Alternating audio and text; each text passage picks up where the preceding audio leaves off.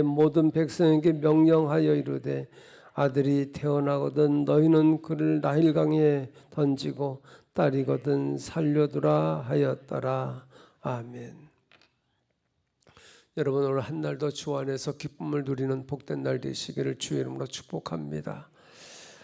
이스라엘은 그 요셉과 이 바로 왕의 그 이민 초청으로 애굽 땅에 왔습니다. 그러나 세월이 지나서 요셉도 또 이민을 또 승낙했던 그 애굽 왕도 죽었어요. 그 애굽에는 새 왕조가 시작되었고 정치적인 그러한 이유로 이스라엘 백성들을 박해하기 시작합니다. 이러한 심한 고난 속에서 하나님께서는 이스라엘 백성을 큰 민족으로 번성하게 하셨어요.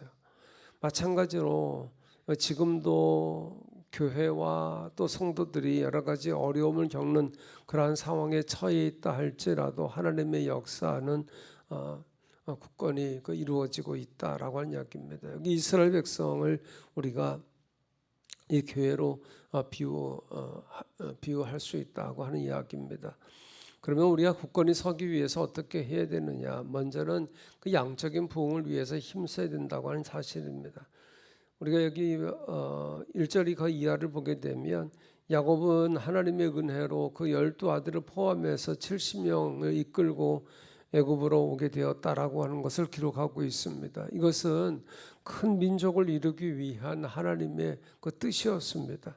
자, 그런데 6절과 7절을 보게 되면 세월이 지나서 요셉과 또 형제들 그리고 당시에 그 바로 왕도 죽었어요. 그냥 애굽 왕을 그냥 우리가 바로라고 이렇게 이야기했는데 그 당시에 바로 왕이 죽었습니다. 그러니까 현재의 그 백성들의 이스라엘 백성들의 보호자가 모두 사라진 것입니다. 자, 그럼에도 불구하고 이스라엘이 얼마나 번성하고 창성했느냐. 여러분, 하나님은 언제나 당신의 백성이 번성하기를 원하십니다. 창대해지기를 원하십니다. 오늘 우리의 그 삶도 영적인 그러한 삶은 물론이고 육적인 그러한 삶도 번성하기를 원하신다고 하는 이야기예요. 창세기 1장 28절에 보게 되면 하나님께 생육하고 번성해라, 땅에 충만하라 그렇게 명령하고 계신 것을 우리가 기억을 하지요. 또 초대교회 예루살렘 교회도 성령의 역사로 크게 부흥을 했습니다. 하나님은 당신의 그 백성과 교회가 이렇게 부흥되기를 원하신다. 그래서 이를 위해서 우리가 앉아서 기도만 할 것이 아니라 대상자, 대신자들을 정하고 우리가 몸으로 우리가 실천을 해야 된다고 하는 이야기입니다. 자, 이렇게 양적인 부흥에 힘써야 되는 것이고 또 8절부터 14절까지 보게 되면 고난 가운데 있다 할지라도 낙심하지 말아야 된다는 교훈을 하고 있습니다. 여기 지금까지 이스라엘 자손은 누구의 그 덕으로 살았습니까? 물론 하나님의 은혜 속에 이들이 애굽 땅에 왔고 또 하나님의 은혜로 이제까지 지내왔습니다만은 그 먼저 하나님께서 요셉을 보내주셨잖아요. 그 요셉의 덕으로 이들이 잘 살 수 있었어요.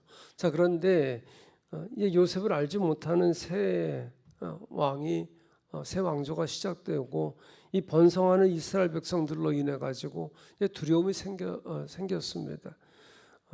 그 두려움이라고 하는 것은 전쟁이 일어나게 되면 애굽을 협조하지 않고 그 애굽과 그 적인 그런 나라와 동맹을 해가지고 여기 애굽을 어렵게 하지 않겠느냐. 이제 그런 겁니다. 또 뿐만 아니라 값싼 그 노동력 때문에 애굽을 떠나지는 않을까. 지금 그 애굽 안에 있는 이스라엘 백성들 그 노동력의 그 값이 작아서 마음대로 시킬 수 있는데 그 노동력 때문에 그 애굽을 떠나지 않겠느냐 하는 그러한 두려움이 그 새 왕조에게 생긴 것입니다. 그런데 근본적인 문제는 뭐냐 하면 이런 것보다도 전쟁이 일어나면 적과 또 합세하는 것, 또 지금 여기 노동력 때문에 떠나지 않을까 하는 그러한 것보다도 가장 근본적인 그 이유는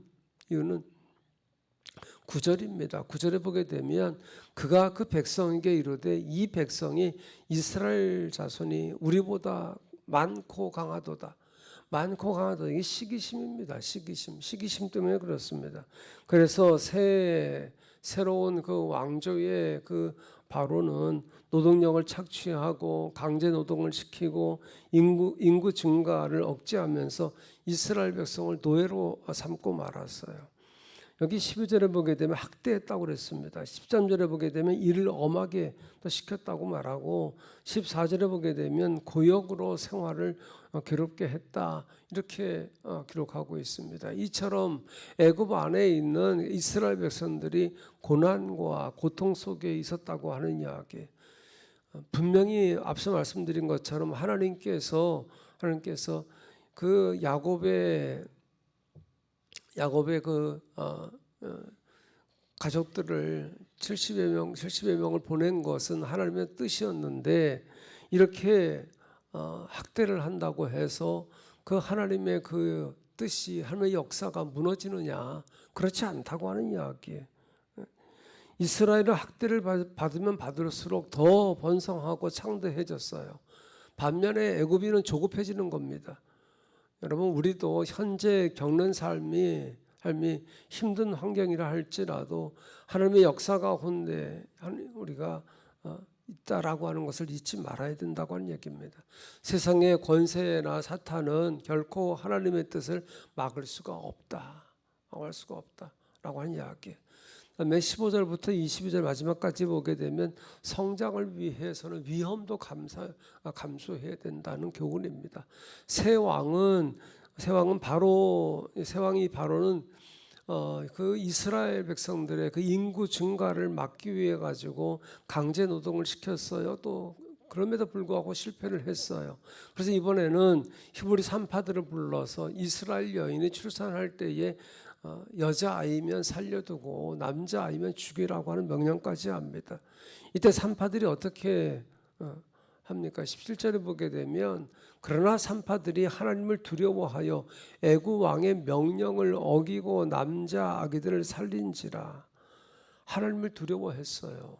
하나님을 두려워하고 그래서 애굽 왕의 명령을 어기고 어린아이들, 남자아이들을 살렸습니다. 이것은 애굽 왕보다 하나님을 두려워했기 때문이다.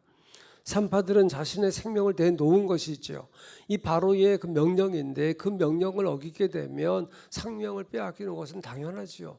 그럼에도 불구하고 자신들의 생명을 내놓고 남자아이들을 살렸어요. 생명을 살렸어요. 생명의 귀중함을 이들이 알았기 때문에 그렇습니다. 자, 이 소식을 듣고 나서 그 산파들을 불러가지고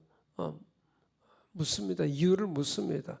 그 이유를 물으니까 뭐라고 대답합니까? 19절에 산파가 바로에게 대답하되 히브리 여인은 애굽 여인과 같지 아니하고 건장하여 산파가 그들에게 이르기 전에 해산하였더이다. 이렇게 말합니다. 히브리 여인은 애굽 여인과 같이 아니하고 건장해서 자신들이 그 돕기 위해서 출산을 돕기 위해서 가는데 가기 전에 이미 출산했다라고는 거짓말까지 합니다. 이 거짓말까지 하면서 하나님의 그 생명을 구했다고 하는 이야기예요. 자, 여기에 대해서 20절과 21절에 보게 되면 이렇게 생명의 위험을 무릅쓰고 하나님께 충성한 자들을 왕성하게 하셨다라고 하는 이야기입니다. 여러분 하나님께서는요 충성스러운 사람들을 통해서 당신의 뜻을 이루어 가신다. 우리가 충성스럽게 주님을 섬기고 교회를 섬길 때 우리를 통해 가지고 당신의 뜻을 이루어 가시는 분이 하나님이시다. 그렇기 때문에 여러분 여기 이 산파들처럼 우리도 불의와 타협하는 것이 아니라 하나님의 그 뜻을 이루기 위해서 최선을 다해야 되는 것이고 그리할 때 교회가 그리고 또 우리들이 든든히 서게 될 줄로 믿습니다. 여러분 오늘 한날의 삶 속에서도 오늘 주신 말씀을 따라가지고 우리에게 어떠한 일들이 만날지 모르나 그 일이 하나님 앞에 선한 것이 아니라고 하면 우리가 타협하지 아니하고 또 우리가 하나님의 사람들이고 예수 믿는 그리스도인임을 드러내고 살아가는 복된 날 되시기를 주의 이름으로 축복합니다. 기도하십시다. 오늘 주신 말씀처럼 오늘도 번성과 우리가 충성을 위해서도 힘쓰게 하옵소서. 고난 중에 있다 할지라도 낙심하지 않게 하시고 불의와 타협하지 않고 오늘도 우리가 그리스도의 사람 하나님의 자녀인 것이 드러날 수 있게 해주시옵소서. 기도하십시다. 가정과 교회와 교회학교 위해서 기도해 주시고 환우들 위해서 기도해 주시고 또 항암 치료 중에 있는 믿음의 식구들 위해서 기도하십시다. 또 태신자들과 가정 떠난 믿음의 식구들, 군에 나가 있는 자녀들, 또 나라 또 한국교회 위해서 기도하시고 선교사님들과 또 선교지와 협력하는 교회와 기관들 위해서 기도하시고 또 한반도의 평화와 또 세계 평화 주시옵소서. 기도하십시다. 하나님 아버지 감사합니다. 저희들에게 또 새날을 주시고 주 앞에 나와서 이 한 날을 시작하게 하시니 감사합니다. 주와 더불어 말씀과 더불어 시작하는 이 한 날이 주님으로 인해서 기쁨을 누리게 하시고 또 복된 날 될 수 있도록 인도해 주셔 주님 때문에 기뻐하며 감사하며 살아가는 저희들 되게 하여 주시기를 원합니다. 말씀 붙잡고 살아가 또 승리하는 복된 날 되게 하여 주시되 오늘 주신 말씀처럼 하나님께서 우리에게 원하시는 것은 번성입니다. 창조입니다. 우리의 영적인 삶뿐만 아니라 우리의 육의 삶도 아버지 풍성할 수 있도록 인도하시고 또 주신 은혜 속에 우리 감사하며 또한 하나님 앞에 온전한 믿음의 삶을 살아서 주시는 은혜로 인해서 번창하며 살아가는 은혜가 그러한 복이 우리 가운데 있도록 축복하여 주시기를 원합니다. 때로 우리가 참 어려움을 당할 때도 있습니다. 여기 애굽 안에 있는 이스라엘 백성들이 고통을 당하고 어려움을 당한다고 할지라도 그러한 가운데에서 또 하나님의 역사를 또한 저들이 맛보았던 것처럼 우리의 만나는 그러한 상황이 어떠할지라도 주님께서 베푸시는 그 역사하심 우리가 그 안에 있음을 기억하고 감사하며 이겨낼 수 있도록 축복하여 주시기를 원합니다. 하나님 오늘도 우리가 살아갈 때 또 우리의 또 삶에서 우리가 어떤 일을 만날지 모르나 그 일이 하나님 기뻐하시는 일이 아니라고 하며 타협하지 않게 하시고 아무리 또 세상적으로 우리에게 유익이 된다 할지라도 하나님 기뻐하시는 데 최선을 다하는 저희들의 삶이 될 수 있도록 인도해 주셔서 오늘도 또한 살아갈 때 우리가 하나님의 자녀임을 또 그 예수 그리스도를 믿는 그리스도인임을 드러내며 살아갈 수 있도록 축복하여 주시기를 원합니다. 가정마다 평안의 복을 허락해 주시고 우리 자녀들 우리 부모님들 아버지 우리의 가족들 붙잡아 주셔서 온전한 믿음 속에 또 승리할 수 있도록 인도하시고 우리의 가정들이 믿음의 가정으로 든든히 설 수 있도록 복을 허락하여 주시기를 원합니다. 큰 가정인 교회도 든든하게 해 주셔서 참 우리의 모든 그러한 삶 속에 함께 하시는 그 은혜를 우리가 기억하고 우리 더불어 또 든든한 또 교회 공동체를 이루어 나가는 저희들 될 수 있도록 인도해 주시고 방주의 사명을 잘 감당할 수 있도록 인도해 주시기를 원합니다. 교회 학교 우리 아이들 우리 청년들 우리 교회들과 또 우리 교육자들 붙잡아 주셔서 하나님 앞에 기쁨 되게 하시고 또 든든한 예배자로 서게 하여 주셔서 주 앞에 귀하게 여김받고 쓰임받는 은혜가 있도록 복을 허락하여 주시기를 간절히 빌고 원합니다. 환우들 주님께서 기억하여 주시옵소서. 하나님 병원에서 또한 가정에서 요양원에서 치료받고 있는 환우들 기억하여 주시고 한 분 한 분 꼭 붙잡아 주시기를 간절히 빌고 원합니다. 하나님